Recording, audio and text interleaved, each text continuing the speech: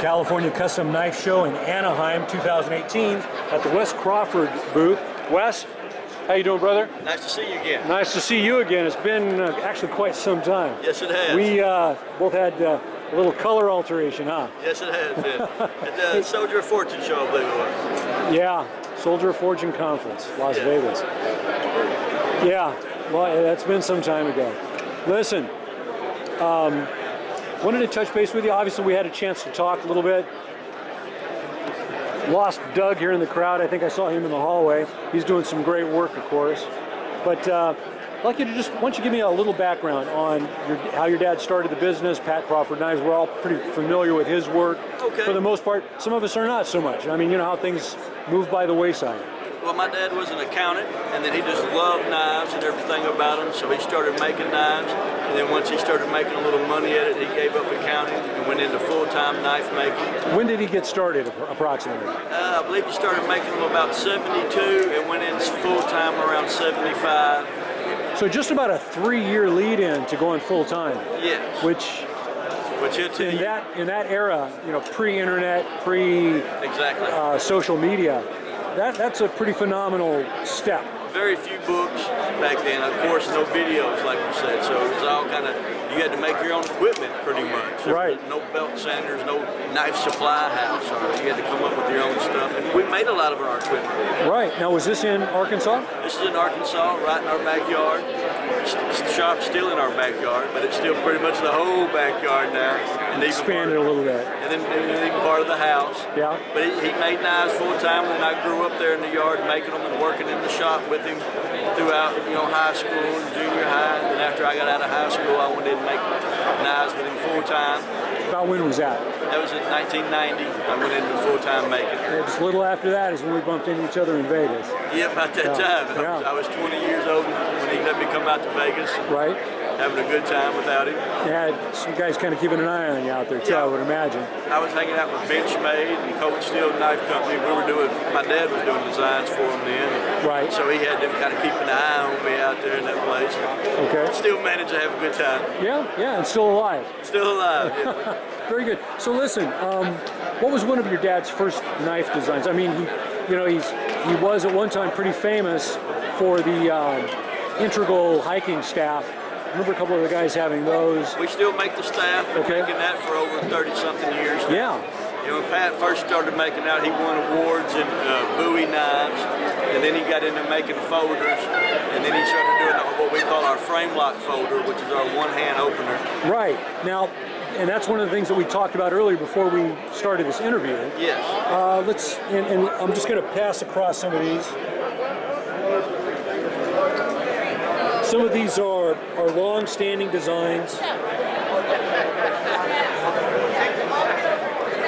And you've got some of your full-on customs up here. Yes, some of the fancy ones I've done lately. Right. Now the one-handed knife, I encountered that knife in the, I'd say, late 80s, mid to late 1980s. And there was a different manufacturer, a different source, you might say. Yes. And I was not aware that your father actually is the one who came up with that design and designed it himself. I believe he probably designed that probably about 1978, somewhere right on there. And then throughout the 80s, we made a whole lot of them. Every different shape and size, probably from 2 feet down to just a couple of inches. Right. Now, were you distributing those through any other distributor source or retailer? Yeah, we sold them through a lot of different dealers at the time, and we had several people copy them and put them in production. Okay. Some of them licensed, some of them not. But it's been an interesting folder for us. Okay. Your dad never got involved in any litigation or lawsuits over it? We were trying to get dragged into them, but we stayed out of it. Really? Yeah. So you didn't, your dad or you never initiated that?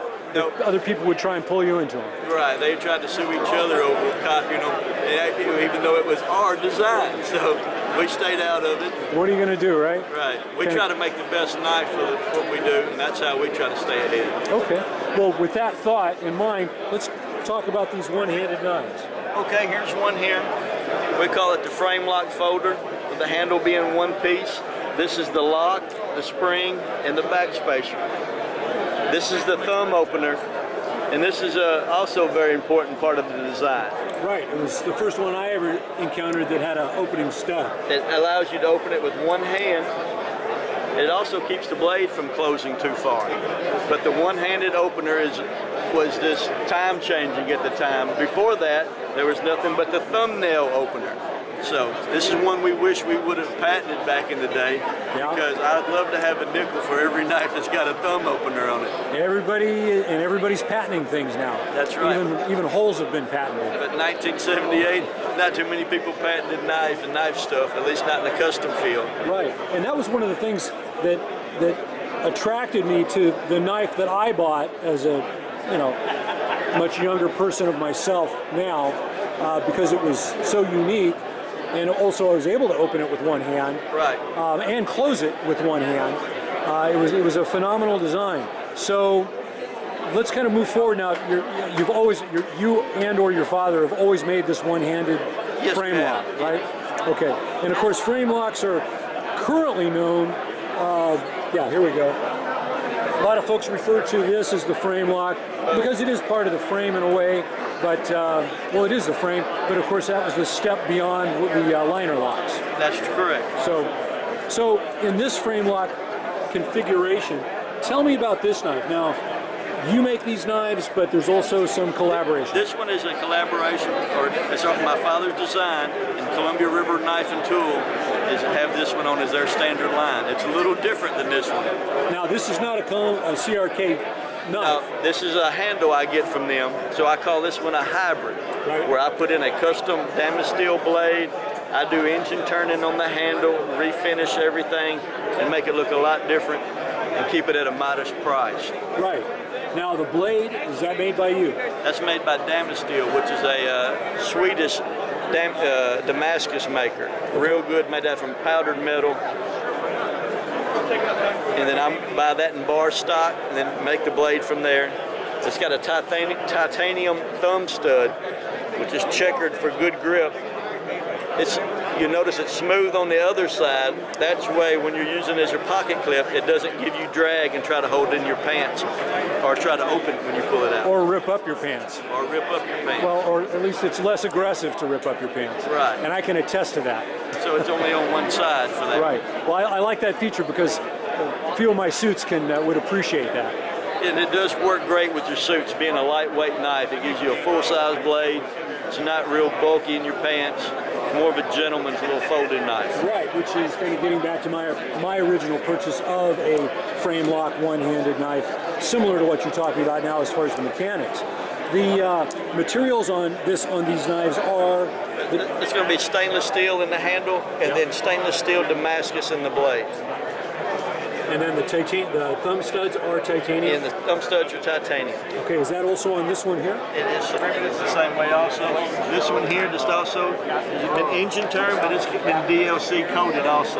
That's DLC as well? It is. Okay, so stainless steel DLC coated. Yes. Beautiful, fantastic. Anything else new that you would like to talk about? Is there any new design that you've worked up? I mean, these all look very familiar to me. So. Well, I've just been using some of the fancier materials, such as the Damascus. That goes real well with the damaged steel. Those have been doing real good for me. What's the handle material on this one here? This is woolly mammoth tooth. It's purple dyed, and it's with the Damascus, which also has a Damascus clip that's been ground to shape, not bent. It's just a lot of tedious hand work in these with the Damascus thumb buttons.